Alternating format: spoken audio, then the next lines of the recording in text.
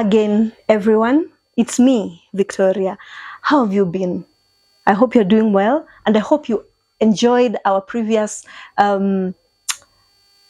episode. I'm also very happy, and I am happy for the interaction that we had in the previous episode. So I'm back again with another story.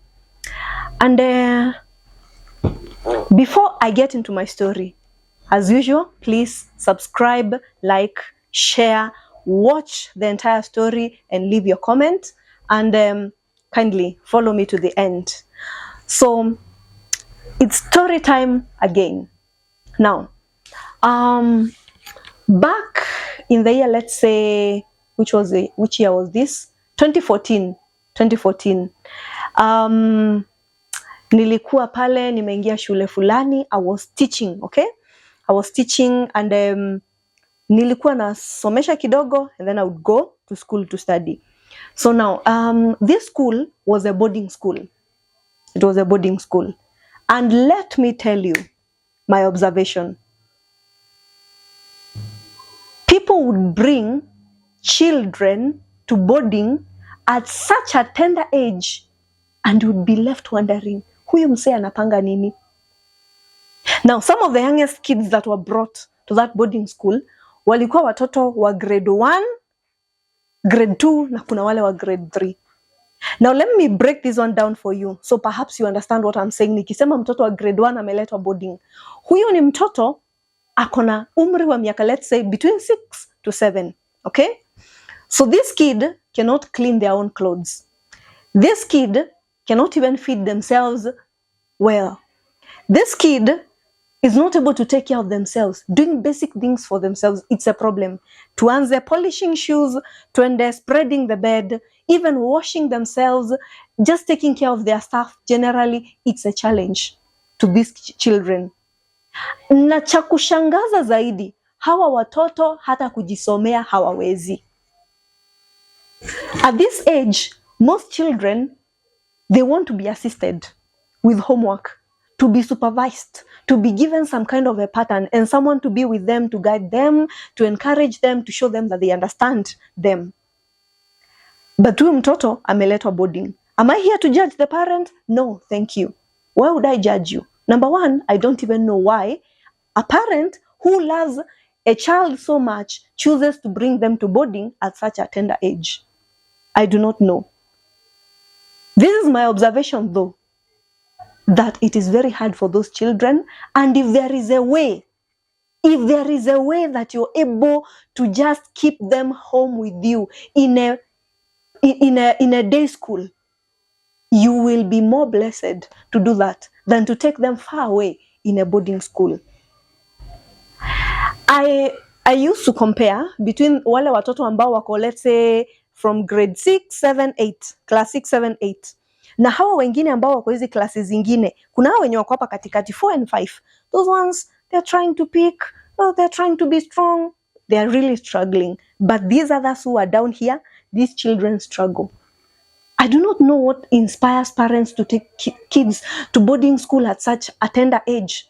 But whatever it is, I hope you can find a way to just keep them home with you. I hope so. Because it was just hard for those children. Hawawezi kujisomea, hawawezi kujifanyia kitu chochote. So unajaribu kuelewa ameletwa boarding kufanya nini? Watoto upelekwa boarding ili wasome kwa bidii. Huyu mtoto hawezi kujisomea.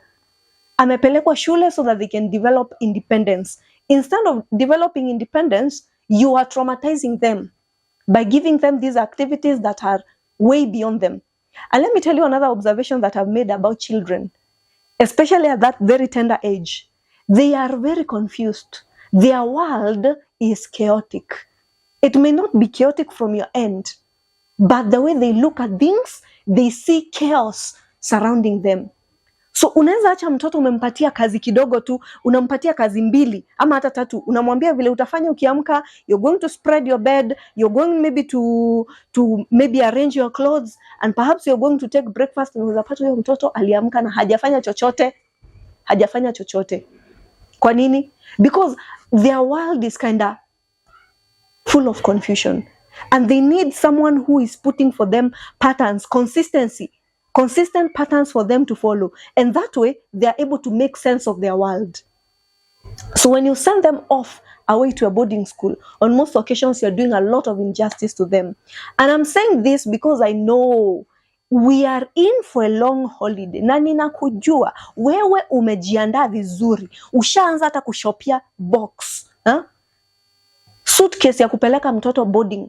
Ushaanza kupanga vile unampeleka boarding. But the question you should be asking yourself is this: is my child mature enough to now move to this stage where they need to start developing skills like independence? Are they able to? Or am I just going to dump them away in some school just to avoid the responsibility of raising my own child? Those are the questions that I am asking you as a teacher. I am asking you as a friend. I'm asking you as a person in the society. I'm asking you, can you find it in your heart to just stay home with that child until you can see, observe for yourself that this child has grown enough to be able to depend on themselves? The third thing, these ones are what we call the formative years. These are the days when children develop character, they develop personalities.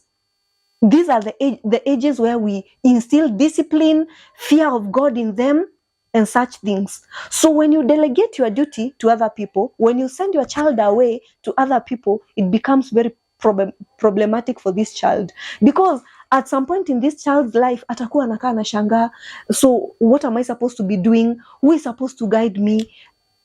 What am I supposed to do from this stage? And then most of them also start feeling as if they are not loved, because pale in a school setup, I don't know what makes people imagine that in a school setup a child can receive as much love as they would at home. It is not possible. Imagine this is a teacher who has maybe a class of, let's say, even 20, okay? To give your child that individual attention that your child particularly needs from you as the parent is going to be very difficult. In as much as you want to love your child, that one is going to be very hard for this kid. So what is my advice? My prayer? If there is a way, stay with your kid at home, at least afike ile stage ambayo anaweza kujifanyia mambo mwenyewe. But of course, I am not here to judge you or to push things onto you, but that is my prayer from the depth of my heart. From my end, be blessed. It's bye-bye. It's me, Victoria, and please share this video to all your loved ones. Bye.